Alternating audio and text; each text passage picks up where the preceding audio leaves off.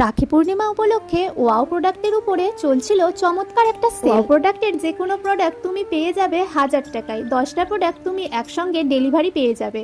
তো আমার তো পুরো মাথা খারাপ, কারণ ওয়াও প্রোডাক্টের এক একটা প্রোডাক্টের প্রাইসই প্রায় 800 থেকে 900 টাকা। সেখানে আমি সব কিছু একসঙ্গে পেয়ে যাচ্ছি 1000 টাকায় 10টা প্রোডাক্ট। তো আমি এটা করে ডেলিভারি নিয়েছিলাম।